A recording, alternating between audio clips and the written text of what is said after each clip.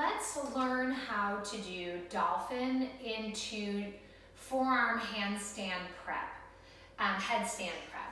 And so what I want you to have is a block handy.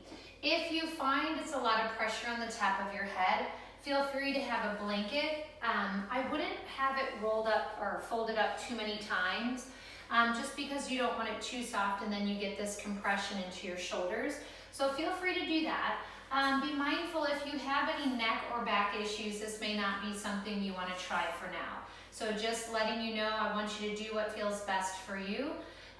So for the month of September, if you were practicing yoga with me, we've been doing dolphin work. And so coming into this dolphin pose where we have our hands and our forearms on the mat, looks like down dog, and I was encouraging you to walk your feet in.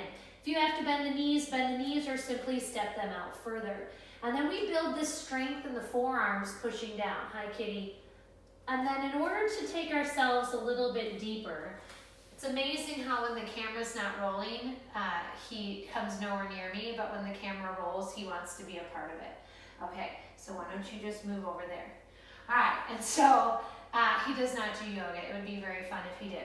But to come into this dolphin prep work, I want to give you a couple options. First, let me show you if you do not have a block. If you wanted to take a rolled up towel or something, you're more than welcome to do that. Otherwise, what you're going to do is create the space for this work to happen. You can take your fingers and wrap them around the outer elbow. That gives you the stack of shoulder to elbow. Then you'll interlace the fingers, place your head forward of the hands. We're not holding the head. And then we lift up like we're going into dolphin. We can pause here and then pull a knee in towards the chest. And then release, pull the other knee in towards the chest. And then release. And now this is all fast forward and then lower down. So that's one variation to do. The next one is, this is the one I want you to do, is using that block, placing it on the thigh. You're going to do this for both legs.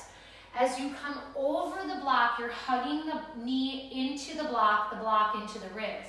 Again, you set up for that headstand work, taking the top of your head to the mat, lifting up. Now you're going to tuck those toes in and hug the leg in. And from here, we can rock and roll off the ball of the foot onto the big toe. We can hold up here and tap the toe, or we can push into the arms, lifting the leg with that core power. Holding.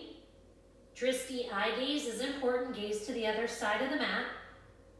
And then slowly bring yourself back out of the pose.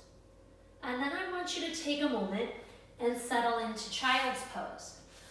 And then you would do that on the left. I just want it to be a quick video, but know what you do on the right, you do on the left, and vice versa. But what happens to a lot of us is we see headstand, and we're like, I can do that, and we come into it, and then we just start kicking, because we just want to get into it, right?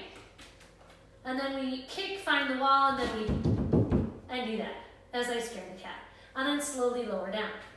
We don't want to do that. What we want to do is find the power within our own bodies, this journey.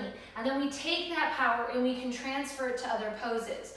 So coming into this without the block, right? We tiptoe, bring the knees in, slowly send the legs up, and we hold.